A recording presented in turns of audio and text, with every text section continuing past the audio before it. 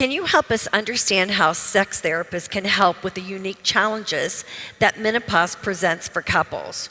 We're also really focused on women's sexual health in our conversation this morning, but I have to tell you, a lot of our consultants are asked how men's sexual health, how it challenges them. Can you tell us a little bit about both?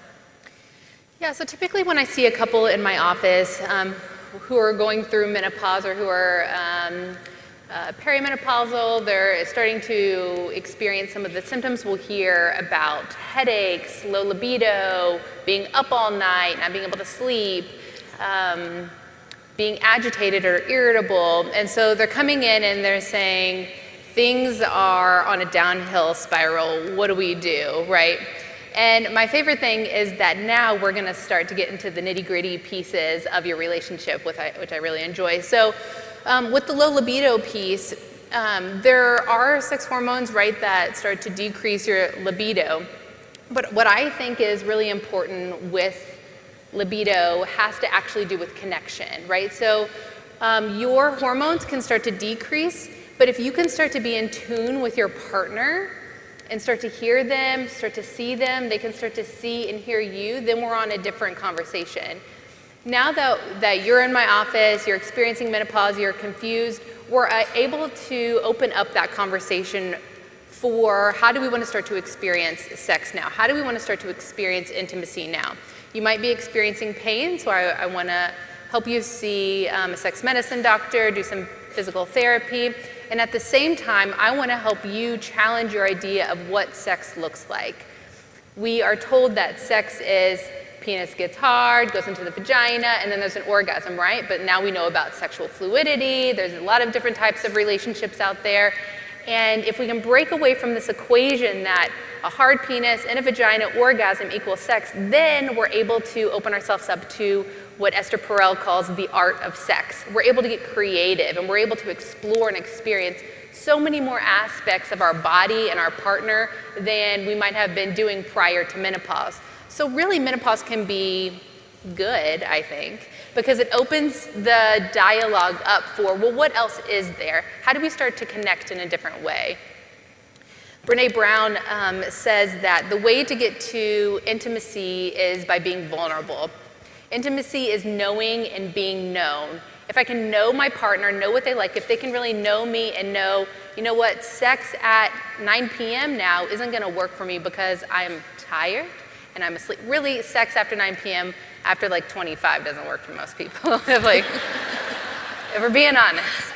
So if we can start to have a dialogue, when does sex work for us? You know, if that's not going to be our time, which is also a societal message, like you have sex at night, how do we start to talk about, well, when does sex work for us? When do I feel most desire? When do I feel most aroused? How do I want to be initiated sexually? What does that look like? Oh, we've been doing it wrong. We haven't had this conversation for 20 years, but you've been wanting this other thing. How do we start to open that up? So to be vulnerable means to open yourself up to being known by your partner, which is incredibly challenging, right? And Brene says that the reason why we don't want to be vulnerable is because there's two areas that it could lead us. We could be vulnerable and our partner could reject us and say, I don't want to be a part of any of that. You want that strange stuff over here? Mm-mm. So we hold ourselves back from even risking talking about that vulnerable space. The other part of vulnerability is that if we're open and we say, hey, I would like to do this thing over here, or I've been having this fantasy about you, what do you think? And they say, oh gosh, yeah, I'm totally on board with that. Then it opens us up to more intimacy and we're able to go deeper with each other. So really menopause can help provide a gateway into being known by our partner because we're having and we're being forced to have this conversation with our partner in a deeper way. For men, what we see is that as you start to reach 50 and then after, we'll start to see that erections aren't as erect or hard as we might have seen before. You might not encounter an erect penis just by thinking about your partner. It might be more flaccid or not hard, and so you need more play. Orgasms aren't as strong. You might be experiencing an orgasm and ejaculation in a flaccid state, so the penis isn't erect and it still can have it can still achieve orgasm and ejaculation in that flaccid state. Men's testosterone starts to decrease, so what we find is that as testosterone decreases, we also see an increase in depression just because that hormone, that's part of what that does. And so we start to see a decrease in testosterone, increase in depressive symptoms, so your partner might not have the libido that he once had. And what we find is that if you're in a what we call cisgender heterosexual relationship, or if you have same-sex attraction, the partner who has the low libido, the other partner starts to feel like, what am I doing wrong? What's wrong with me? Are they cheating? Are they having an affair? Are they going outside of the relationship if like that's a concern of yours? But really it can be about the hormones. It can be nothing about you. It could really be about more of the hormonal piece that's happening.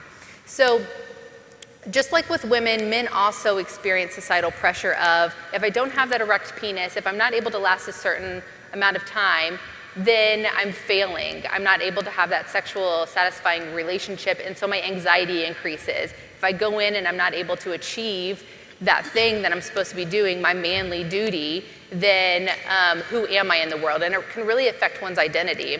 So being able to sit with a man and hear what he's having to say, hear his challenges, and then encourage that challenging what is sex and what is sexuality and what is sexual performance, letting that go and starting to open up that sex is art piece, and how can we explore different things? How can we slow everything down, which is the beauty of it, right? How can I experience more of the sexual experience versus just penis, vagina, orgasm? Same with men, like as with women, how do we slow everything down and start to explore more and get rid of this idea of the equational sex piece?